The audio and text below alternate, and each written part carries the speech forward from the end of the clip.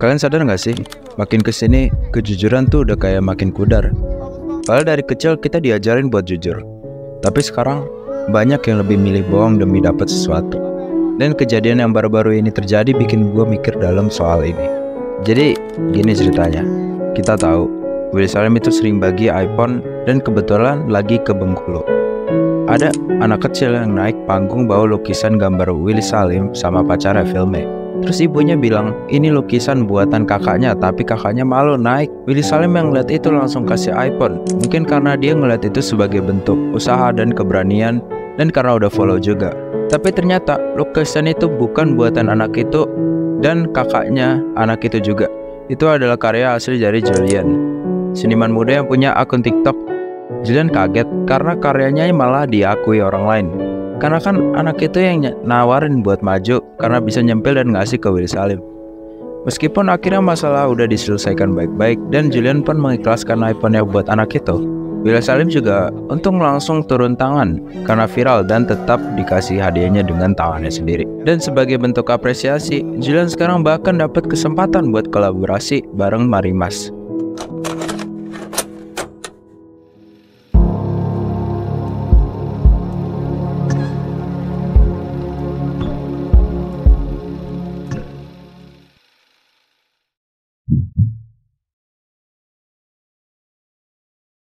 Dari sini gue mikir, ini bukan cuma soal lukisan, bukan juga soal iPhone.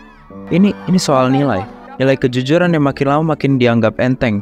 Kita hidup di mana ngaku-ngaku karya orang yang bisa dianggap wajar, asal hasilnya menguntungkan.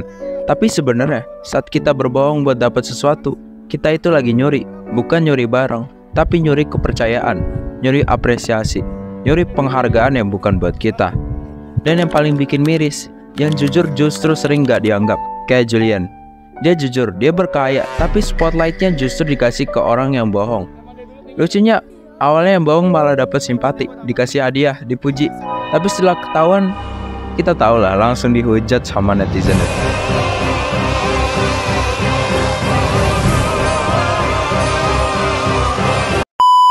Dan yang paling menyedihkannya itu, dia itu masih anak kecil dan udah punya jejak digital.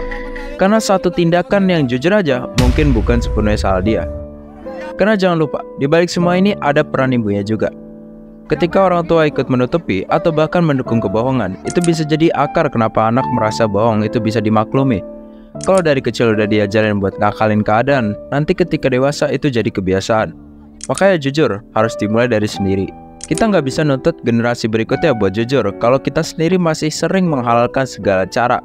Jujur itu emang gak langsung dapat hasil, tapi itu bikin hidup kita lebih bersih, lebih tenang, dan bikin orang percaya sama kita.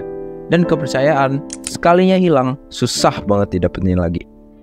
Gue percaya, jujur itu keberanian. Berani ngaku salah, berani gak ikut-ikutan, berani jujur walaupun gak ada hadiah di ujungnya.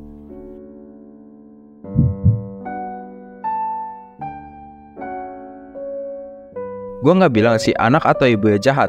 Mungkin mereka cuma mikir ini kesempatan sekali seumur hidup. Tapi justru karena pola pikir kayak gitu, kejujuran makin hari makin hilang. Kita lupa kalau jujur itu bukan soal dapat hadiah, tapi soal jadi orang yang pantas dipercaya. Harapan gue simple. Yuk mulai dari hal-hal yang kecil. Ngaku kalau salah, bilang yang sebenarnya walaupun gak enak.